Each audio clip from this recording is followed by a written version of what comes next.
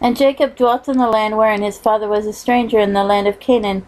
These are the generations of Jacob. Joseph, being 17 years old, was feeding the flock with his brethren, and the lad was with the sons of Bilhah and the sons of Zilpah, his father's wives. And Joseph brought unto his father their evil report. Now Israel loved Joseph more than all his children, because he was the son of his old age, and he made him a coat of many colors.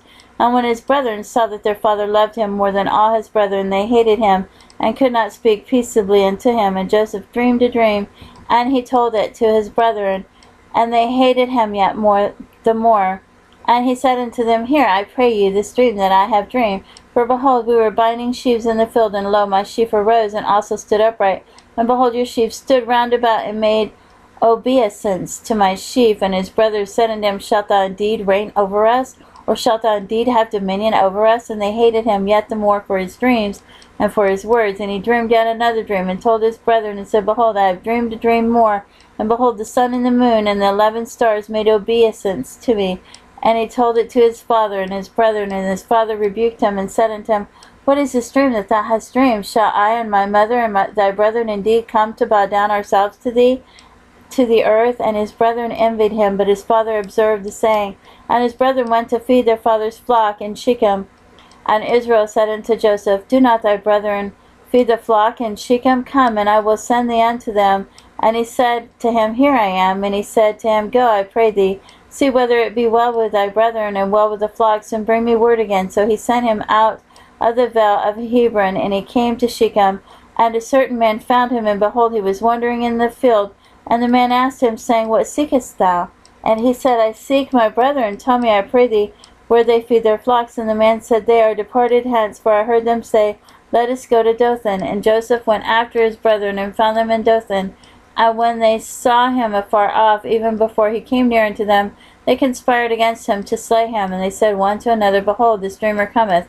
Come now, therefore, and let us slay him, and cast him into some pit. And we will say, Some evil beast hath devoured him, and we shall see what will become of his dreams. And Reuben heard it, and he delivered him out of their hands, and said, Let us not kill him.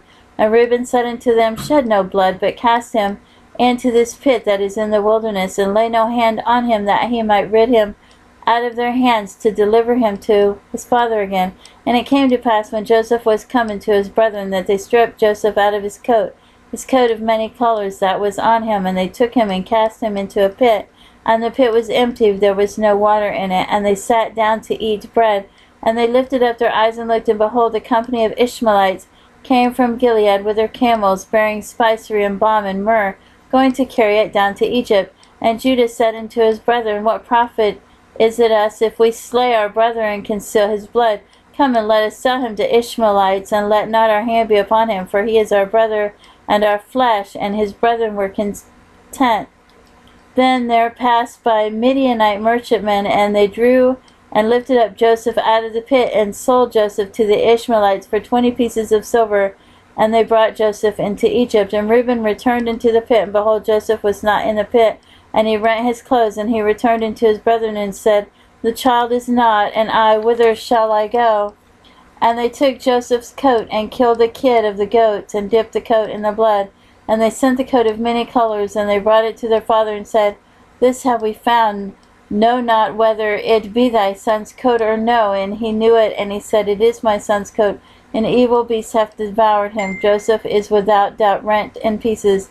And Jacob rent his clothes, and put sackcloth upon his loins, and mourned for his son many days. And all his sons and all his daughters rose up to comfort him. But he refused to be comforted, and he said, For I will go down into the grave, and to my son mourning.